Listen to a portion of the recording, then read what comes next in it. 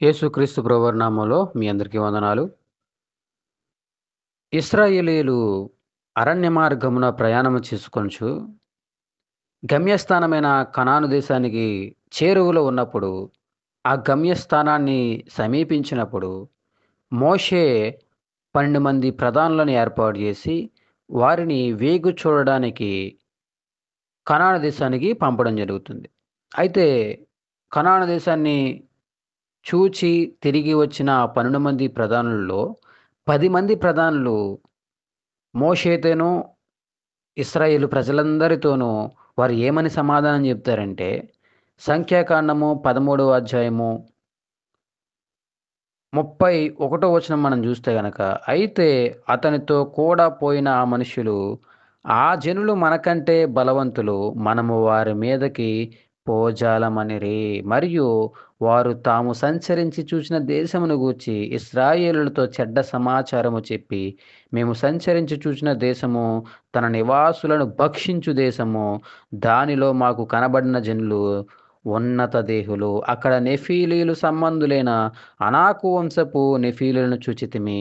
మా దృష్టికి మేము ముడతల వలె ఉన్నాము, వారి దృష్టికిని అట్లే ఉంటిమనిరి. ఆ 10 మంది ఏమని చెప్తున్నారయ్య అంటే, మేము అక్కడ జనులను చూసాము. వారు ఉన్నత దేహులు, వారు నెఫీలీయులు, వారు వారి దృష్టికి మేము మిడతల వలె ఉన్నాము. మా దృష్టికి కూడా మేము అట్లే ఉన్నాము. వారిని జయించడం మన వల్ల కాదు. వారిని గెలవడం మన వల్ల కాదు అని చెప్పి, వారు ఇశ్రాయేలుతో మాట్లాడుతున్నట్లుగా మనకు కనబడుతూ ఉంటుంది.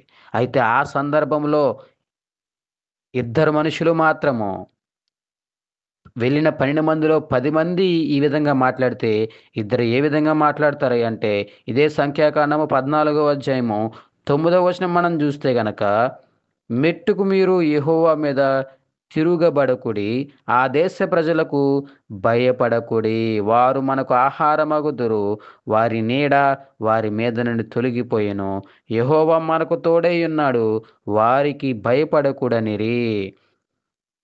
అయితే వారు 12 మందిలో ఇద్దరైన యెహోషువ, కాలేబు ఏమని మాట్లాడుతున్నారంటే, మీరు ఆ ప్రజలకు భయపడకుడి, వారు మనకు ఆహారమవుతారు, వారిని మనం జయిస్తాము. ఏ విధంగా అంటే, యెహోవా మనకు తోడై ఉన్నాడు కాబట్టి మనము జయిస్తాము.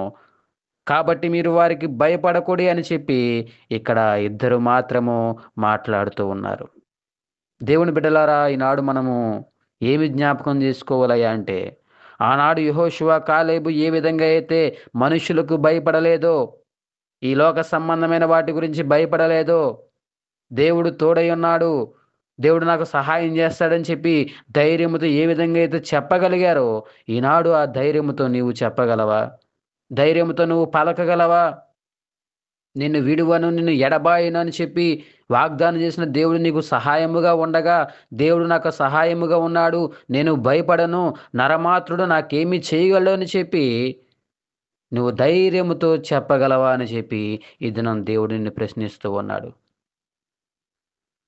హెబ్రీయులు రాసిన పత్రిక 13వ అధ్యాయము 6వ వచనం మనం చూస్తే గనక, కాబట్టి ప్రభువు నాకు సహాయకుడు, నేను భయపడను, నరమాత్రుడు నాకేమి చేయగలడు అని మంచి ధైర్యముతో చెప్పగలవారమై ఉన్నాము. పౌలు గారు అంటున్నారు, నువ్వు ధైర్యముతో చెప్పగలవారవై ఉండాలి. దేనిని బట్టయ్యా అంటే, ప్రభువు నాకు సహాయుడు, నేను భయపడను, మనుష్యులు నాకేమి చేయగలరు, నరమాత్రులు నాకేమి చేయగలడు అని చెప్పి నువ్వు మంచి ధైర్యంతో చెప్పగలవారమై ఉండాలి. మనం ఆ విధంగా ఉన్నాము అని చెప్పి ఇక్కడ పౌలు గారు మాట్లాడుతూ ఉన్నారు. కాబట్టి దేవుని బిడ్డలారా, యెహోషువ, కాలేబు ఆనాడు ఏ విధంగా అయితే దేవుడు నాకు సహాయం చేస్తాడు, దేవుడు మనకు తోడై ఉన్నాడు, దేవుడు మమ్మల్ని నడిపిస్తాడు, ఈ మనుషులకు, ఆ ఉన్నత దేహులకు, ఆ నెఫీలీయులకు మీరు భయపడవలసిన అవసరము లేదు అని చెప్పి ధైర్యముతో ఏ విధముగా అయితే పలికినారో, ధైర్యముతో ఏ విధంగా అయితే చెప్పినారో, ఆ విధంగా ఈనాడు నువ్వు చెప్పగలవా అని చెప్పి దేవుడు మనల్ని ప్రశ్నిస్తూ ఉన్నాడు. సమూయేలు మొదటి గ్రంథము 17వ అధ్యాయము 26వ వచనం మనం చూస్తే గనక, దావీదు జీవము గల దేవుని సైన్యములను తిరస్కరించుటకు ఈ సున్నతి లేని ఫిలిష్తీయుడు ఎంతటివాడు. ఇక్కడ దావీదు మాట్లాడుతూ ఉన్నాడు. దావీదు ఎదుట కూడా ఒక ఎత్తరి, బలవంతుడు, శక్తిమంతుడు, ఉన్నత దేహుడైన గొల్యాతు కనబడ్డాడు. ఆ వ్యక్తిని చూచి గూడా దావీదు భయపడల. ఎందుకు తెలుసా? జీవము గల దేవుని సైన్యమును తిరస్కరించుటకు ఈ సున్నతి లేని ఫిలిష్తీయుడు ఎంతటివాడు అంటున్నాడు. మనిషిని చూసి ఈ మనుషుడు ఎంతటివాడు? దేవుడు మనకు సహాయం ఉండగా ఈ మనుషుడెంతటివాడు అని చెప్పి ఆయన ధైర్యముతో చెప్పడం జరిగింది. ధైర్యముతో అతను మాట్లాడుతున్నాడు. దేన్ని బట్టే అంటే దేవుడు నాకు సహాయం ఉన్నాడు. దేవుడు బలవంతుడు.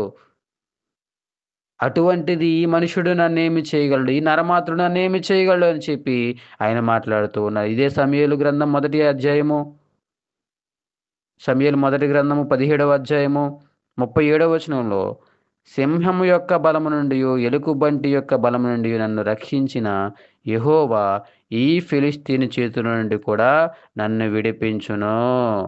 ఆయన మాట్లాడుతున్నాడు. ధైర్యంతో చెప్తున్నాడు దావీదు. ఈ మనుష్యుని చేతిలో నుంచి కూడా, ఈ ఫిలిష్తీయుని చేతిలో నుంచి కూడా నన్ను విడిపించును అని చెప్పి, దేవుడు నన్ను విడిపిస్తాడని చెప్పి ధైర్యంతో ఆయన చెప్పగలిగాడు. ఈనాడు ధైర్యంతో నువ్వు చెప్పగలవా అని చెప్పి దేవుడు మనల్ని ప్రశ్నిస్తూ ఉన్నాడు. యేసుక్రీస్తు ప్రభువారు ఏమంటారు అంటే, మీరు మనుష్యులకు భయపడొద్దు. ఆత్మను, దేహమును చంపగల దేవునికి భయపడండి గాని, మీరు మనుషులకు భయపడొద్దు అని చెప్పి మత్తయి సువార్త 10వ అధ్యాయంలో మనకి కనబడుతూ ఉంటుంది. 28వ వచనంలో, మరియు ఆత్మను చంపనేరక దేహమునే చంపువారికి భయపడకుడి గాని, ఆత్మను, దేహమును కూడా నరకములో నశింపజేయగల వానికి మిక్కిలి భయపడుడి అని అంటున్నాడు.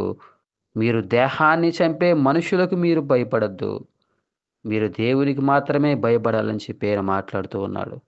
కాబట్టి దేవుని బిడ్డలారా, మీరు ధైర్యముతో చెప్పగలరా? ధైర్యముతో పలకగలరా?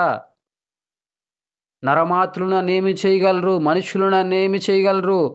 ఈ లోక సంబంధులు నన్నేమి చేయగలరు అని చెప్పి మీరు ధైర్యముతో చెప్పగలరా అని చెప్పి దేవుడు మనల్ని ప్రశ్నిస్తూ ఉన్నాడు. ఆనాడు దావీదు ఏ విధంగా అయితే ధైర్యముతో చెప్పాడో, యెహోషువ, కాలేబులు ధైర్యంతో ఏ విధంగా అయితే చెప్పారో, ఈనాడు నువ్వు గూడా ధైర్యముతో చెప్పాలి. ఏమని అంటే, నరమాత్రులు నన్నేమి చేయగలరు? మనుష్యులు నన్నేమి చేయగలరు?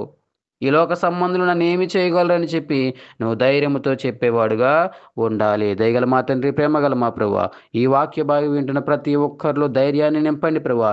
ధైర్యంతో పలకగలవారుగా, ధైర్యంతో చెప్పగలవారుగా ప్రభువా. మనుషులకు, నరమాత్రులకు భయపడకుండా ప్రభువా, ఈ లోకంలో ప్రభువా నిన్ను బట్టి ధైర్యముగా జీవించడానికి నాయనా కృప దయచేయమని కోరుకొనుచు ప్రభువా. ప్రతి ఒక్క కుటుంబాన్ని దీవించి ఆశీర్వదించమని ఈ చిన్న ప్రార్థన యేసు నామములో అడుగుచున్నాం మా పరమ తండ్రి.